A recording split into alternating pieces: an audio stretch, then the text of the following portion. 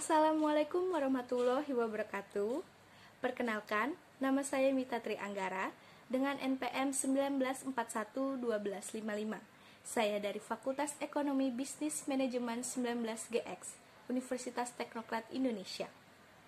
Di sini saya akan memberikan critical review dari film yang berjudul Mimpi Ananda Raih Semesta.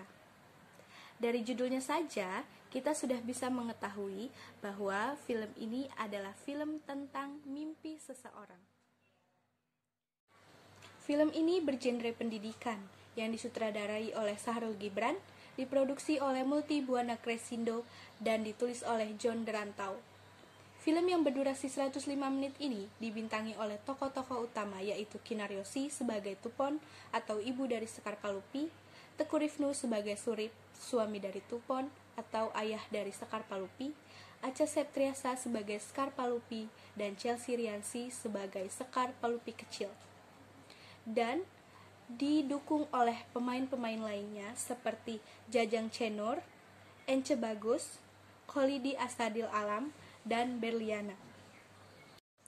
Film ini menceritakan kisah sebuah keluarga kecil yang tinggal di Gunung Kidul.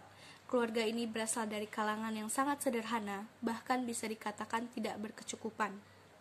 Pada suatu hari, Sekar Palupi yang masih duduk di bangku sekolah dasar memiliki semangat yang sangat kurang dalam bersekolah. Ia bermalas-malasan bahkan suka bolos sekolah karena ia sering diejek oleh teman-temannya.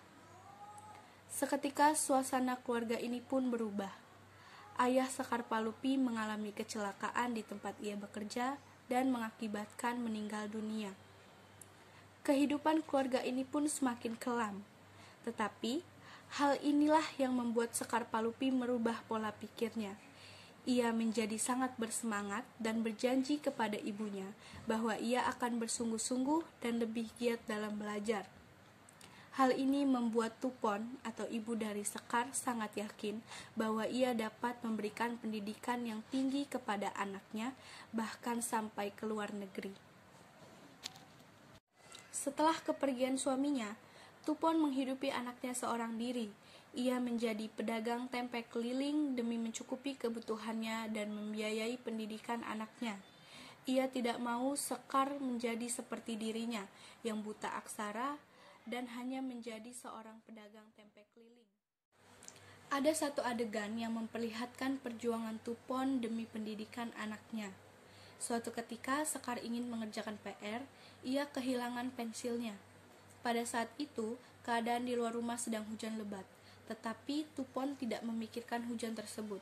Yang Tupon pikirkan adalah bagaimana ia bisa mendapatkan pensil dan memberikannya kepada Sekar agar Sekar bisa mengerjakan PR-nya. Tidak lama kemudian ia pun bergegas keluar rumah. Dalam keadaan hujan lebat, hanya dengan mengandalkan sepeda ontelnya dan capingnya, ia pun mengelilingi kampung mencarikan pensil untuk Sekar. Setelah ia mendapatkan pensilnya, ia pun kembali ke rumah dan memberikan pensil tersebut kepada Sekar dalam keadaan basah kuyup.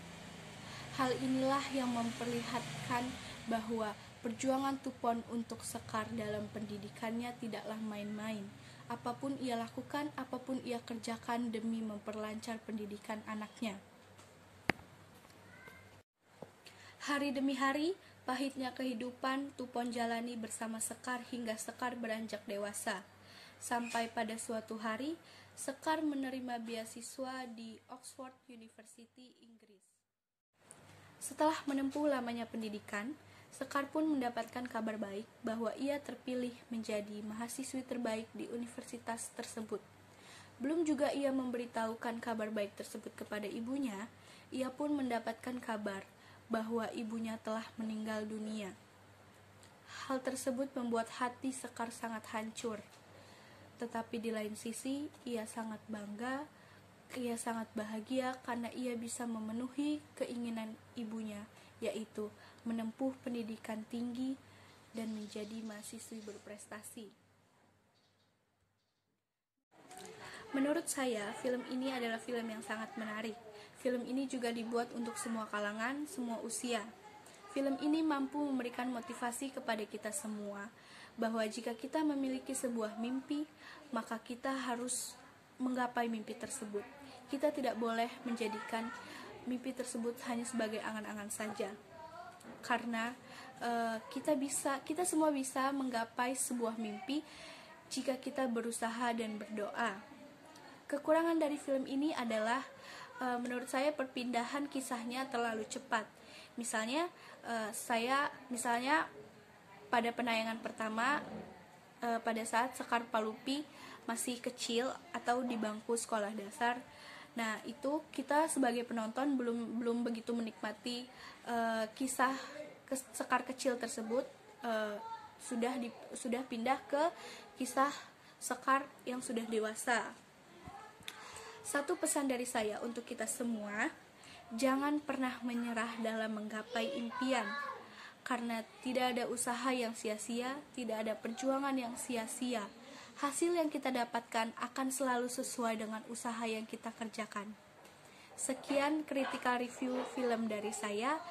Apabila ada kesalahan dalam kalimat maupun kata, saya mohon maaf. Saya akhiri.